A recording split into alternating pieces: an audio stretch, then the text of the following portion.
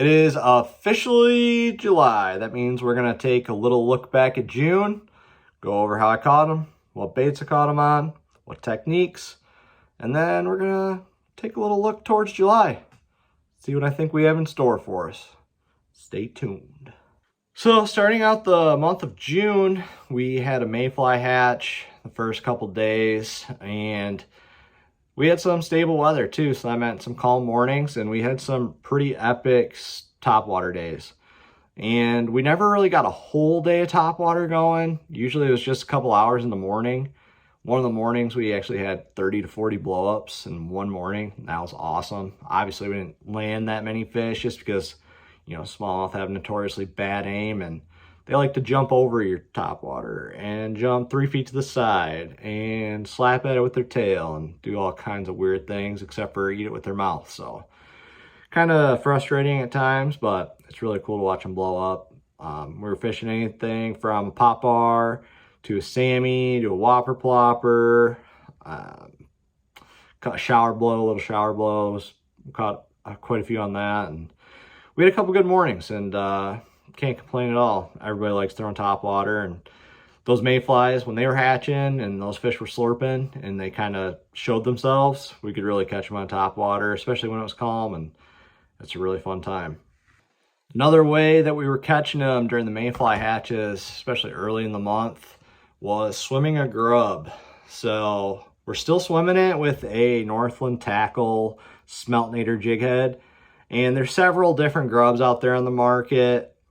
But the grub was definitely better than a swim bait most days. And that usually happens during the mayfly hatch. And if you had any kind of grub, like this one is a baby menace, and it flaps back and forth. It's got these two appendages and they kick. And that's a good one to catch them on, especially these darker colors if the water's a little bit dirtier, or if we had a cloudy day, something like that. Gives them a little bit bigger profile to eat. Still on a 1/4 ounce Smeltinator head. This, anytime I'm winding a plastic, this head is awesome. These plastics do not want to come off. They stay on. It's hands down the best swim bait head out there on the market, in my opinion. It's just, I'm very impressed. I can't say enough good things about it. Another kind is a twister tail. This is, I like these little translucent colors when there's some sunshine, really clean water. I think like this motor oil color that you can see through is a really good color. Kind of the same color as the mayflies, and I think that helps a little bit.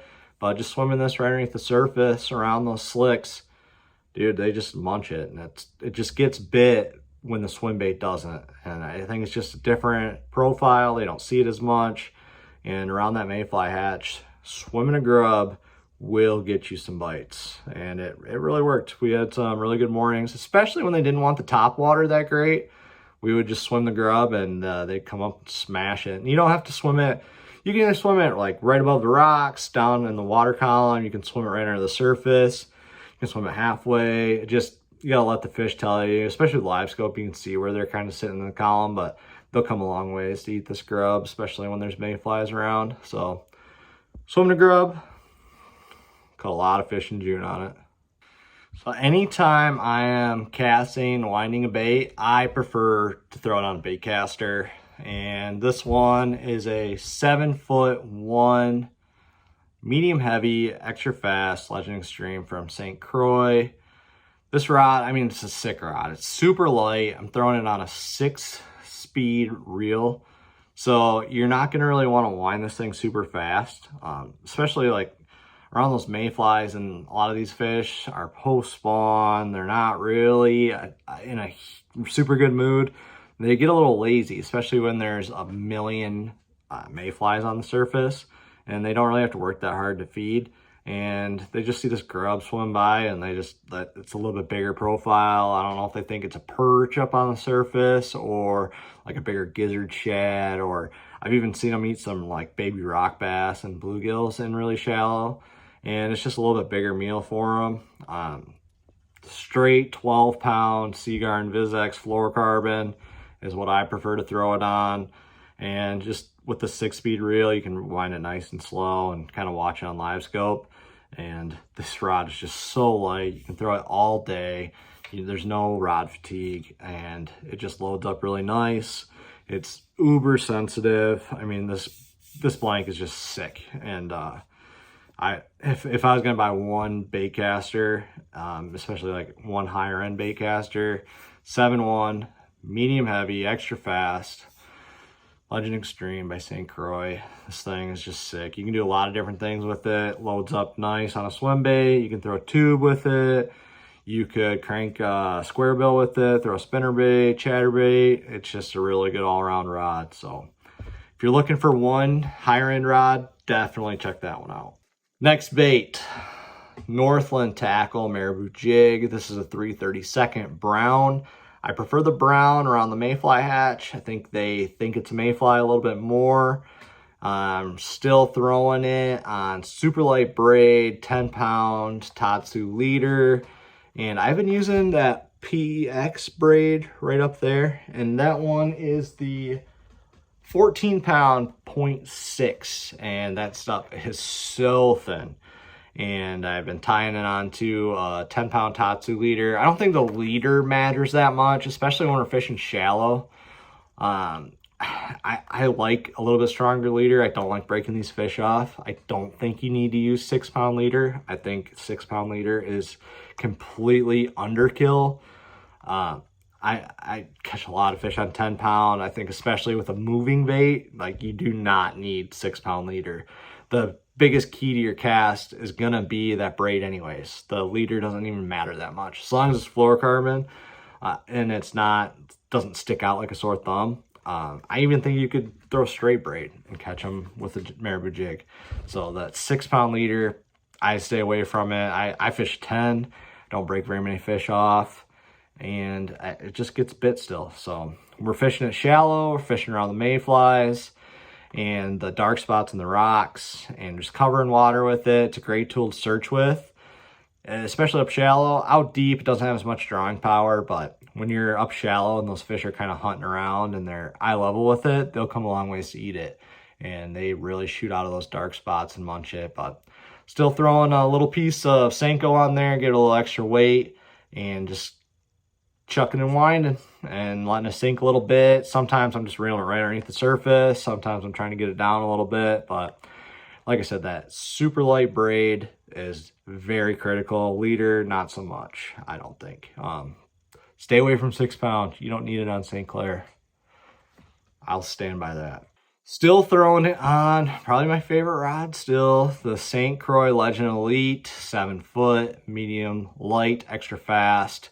This rod is so light, so comfortable in your hand, and you can just cast it a mile for a 7-foot rod. I just prefer it a little bit more than a 7'6" or 7'11". 7'6" and 7'11", you're probably going to get a little bit extra casting distance, but I still only throw it on a 2500 series rod reel. Again, that PEX braid, like, it is so thin, and when you're tying your FG knot, you definitely have to do a few more wraps so that fluorocarbon doesn't slip through it. But once you get that cinched down, I don't really think it matters.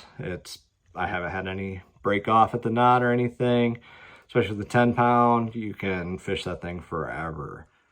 Later in the month, the drop shot was a big player, especially a little bit deeper. Got those deeper fish on beds too, and some post spawners out there deep. And we're just kind of tossing around. You got your two basic profiles, you got your minnow and your worm. And you can catch them on just about anything you want. You can catch them on the flatworm, you can catch them on the baby Z2, you can catch them on the shad-shaped worm, you can catch them on the TRD on a drop shot, you can catch them on, dude, whatever you want to throw. And I think color makes a big difference sometimes. You definitely want to change it throughout the day as the conditions change. If you have a trouble seeing that bait in the water, you need to change it. And that means that you might need to go to a translucent color, you might need to go to a brighter color. You just gotta let the fish tell you and the conditions tell you. If it sticks out like a sore thumb, I mean, after they get done spawning, that's not really a good thing. When they're spawning, doesn't matter, they'll eat anything. After they're done, they get a lot more picky and a lot smarter. And then you have to kind of match the hatch, as they say. But anything that looks like a minnow, anything that looks like a worm, that's going to get bit for you out there. Drop shot rod of choice is going to be the 7'3" medium light extra fast Legend Extreme from St. Croix. This rod is absolutely awesome. It loads up. You can make a long cast with it for 7'3". You can feel your bait very well out there on a long cast. There's just a lot of sensitivity. You can feel those fish load up on it nice, especially when they eat it and come towards you. It's not that thump that you get when they eat it and go away from you. So when they come towards you, a sensitive rod makes a big difference, in my opinion. That's why I really like these Legend Extremes. The grip on these things is just awesome. They're super light, super sensitive. You can fish them all day. They're really good balance. This is a 2500 series reel. Seagar 18-pound PEX braid to a 10-pound Tatsu leader. Again, I don't think you need 6-pound leader.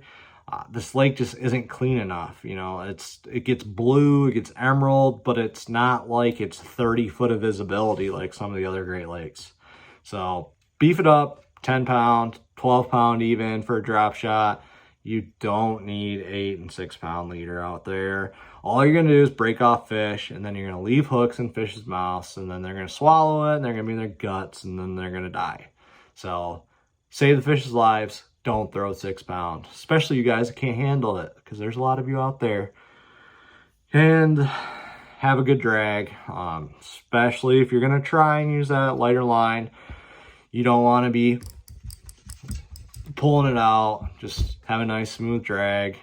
If you're gonna spend a little bit extra on your drop shot rod or the rod that you're gonna throw your lighter line with, that good drag will make a big difference. And I like to throw it on tungsten, but lead works just fine. You can see the tungsten a little bit better on live scope. That's why I prefer it. Guiding, I'm still using lead just because it's a lot more economical, but I don't think it makes like end all be all. It doesn't make that much of a difference, but it's just personal preference, whatever you prefer. The last technique that we're going to go over that kind of just started towards the end of June, when we could kind of get out a little bit deeper and there wasn't that scummy, nasty mess on the bottom, and especially out deeper, there's a lot more sand. So that's when I could start throwing the Ned rig around. And I prefer this Nedster. It's a 3/16 ounce head, and it's got a Gamakatsu hook, super sharp, super strong. It's just a premium hook, and all of your baits hit nice on it. You don't have any problems with the clumping on there. The wire keeper is premium, like everything sits on there nice, and it's just a really good hook. I mean, it's a little bit more expensive, but I mean, you pay for what you get. And definitely the Northland Tackle Nedster is getting it done for us. We're fishing out a little bit deeper, like I said, on those sandy grass transitions. Anywhere there's rock, it seems like that mossy junk is all over the place, and can't really fish a Ned rig in that because it just gets gobbed up. But anywhere there's that sand and weed transition, a little bit harder bottom, but no rock around, dude, Ned rig is where it's at. And just kind of winging it around and just fishing it nice and slow on the bottom, dragging it, and fishing the TRD, fishing that little craw bug thing from Great Lakes Finesse, their little craw thing works pretty good. And any of the bugs, Koshi bug, the turd hogs, that's a pretty good one. Anything that mimics those little tiny crawfish or little bugs, little worms, will get the job done for you. And just kind of fishing it nice and slow. The slower you can fish it, the more bites you're gonna get. So I am throwing my Ned rig on a 7'1" medium fast action Legend Tournament bass from St. Croix. 2500 series reel, 18-pound PX times 8 braid from Seagar, and I'm throwing it on either a 12-pound Tatsu leader or a 10-pound Tatsu leader. Just kind of depends. If it's on the sand, I'm throwing 12-pound.